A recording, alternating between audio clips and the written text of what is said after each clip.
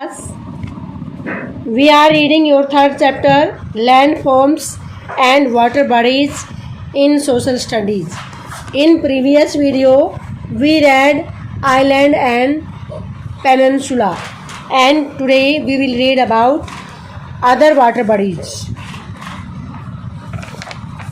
Here is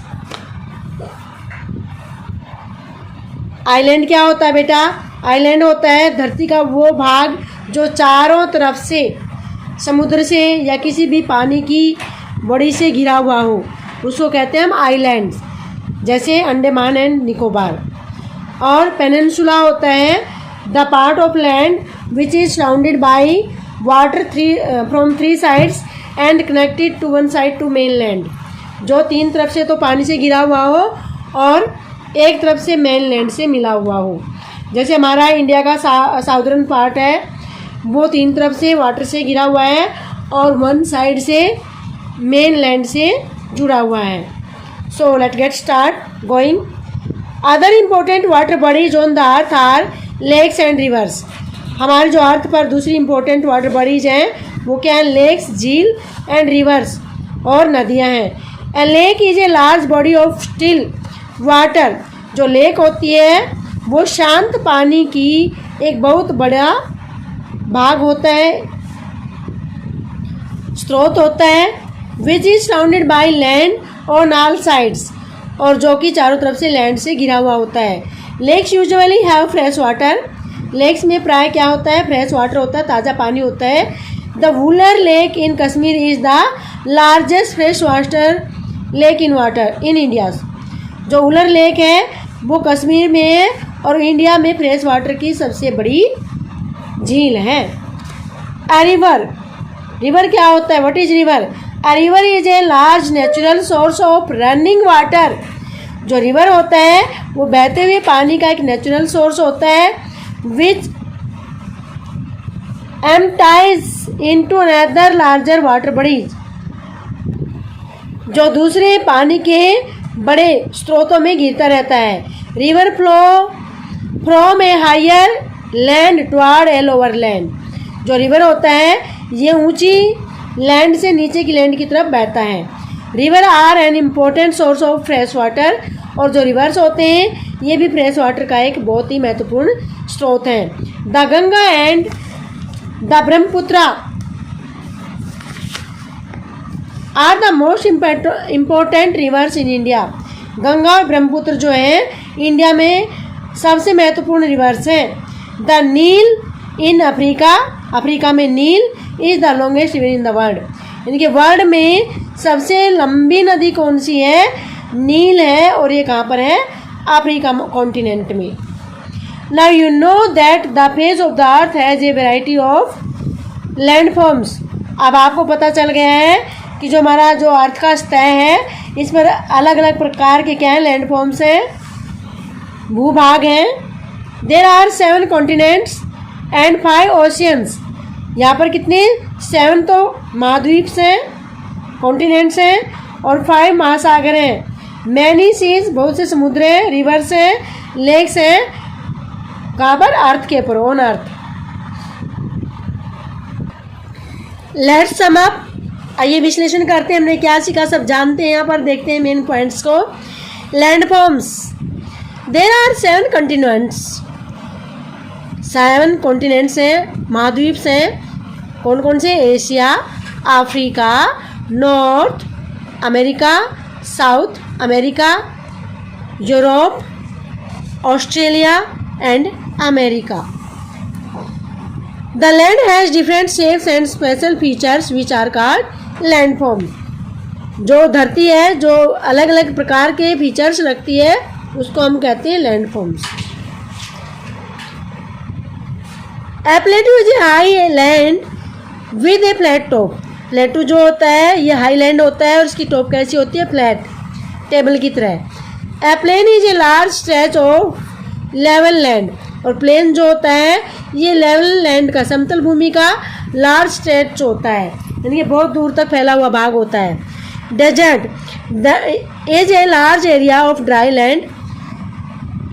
जो हमारा desert होता है, रेगिस्तान, ये ड्राई लैंड का एक बड़ा एरिया होता है where there is very little और नो रेनफॉल, जहाँ पर न के बराबर या बिल्कुल भी बारिश नहीं होती है। An oasis is a place in a hot desert, यानी कि जो ओएसिस होता है हॉट डेजर्ट में एक प्लेस होता है where there is some natural water, जहाँ पर कुछ प्राकृतिक पानी होता है। Now water bodies, a natural collection of water on the surface of the earth is called a water body. Water body क्या होता है? अर्थ की सरफेस पर नेचुरल वाटर का कलेक्शन ही क्या कहलाता है? वाटर बॉडी कहलाता है। The large continuous areas of water on the earth are called oceans. धरती पर एक बहुत बड़ा विस्तृत वाटर का जो एरिया होता है उसको ओशियंस कहते हैं, महासागर कहते हैं। देयर आर 5 ओशियंस, 5 ओशियंस है। कौन से? पैसिफिक, जिसको आप प्रशांत महासागर कहते हैं, अटलांटिक, जिसको आप अंध महासागर हिंदी में कहते हैं, इंडियन, जिसको हिंद महासागर कहते हैं, आर्कटिक को आर्कटिक की कहते हैं, एंड साउदर्न ओशियन और दक्षिण महासागर। Any piece of land surrounded by water on all sides is called an island. अब आइलैंड क्या होता है? ये एक धरती का एक टुकड़ा होता है जो सभी तरफ से वाटर से घिरा हुआ होता है। A peninsula is a piece of land that is almost surrounded by water. Peninsula जो होता है लगभग सभी तरफ से पानी से घिरा होता है, but is connected to the main land on one side, लेकिन एक तरफ से ये मेन लैंड से, यानी कि जो मुख्य भूमि होती है उससे जुड़ा हुआ होता है। Water bodies smaller than ocean, जो वाटर बॉडी होती हैं जो ओशियन से छोटी होती हैं, and presently and partly enclosed by land are called seas, और पूरी तरह से लैंड से घिरी हुई होती हैं, उनको क्या कहते हैं? सी। पार्टली मीन कुछ हिस्सा, पार्टली को आधा हिस्से को पार्टली बोलते हैं बेटा हम, और आधा हिस्सा जिसका अर्थ से घिरा हुआ हो, लैंड से घिरा हुआ हो, और आधा हमारे ओशियन से मिला हुआ हो, उसको कहते हैं हम सीज, सागर। A river is a large natural source of running water, और जो रिवर होती है वो बहते हुए पानी का एक नेचुरल सोर्स होता है, प्राकृतिक स्रोत होता है। Now today we will do fill-ups. So guys, the large area of land on the surface of the earth are called continents. Land has different shapes and special features which are called landforms. The top of the mountain is called its peak.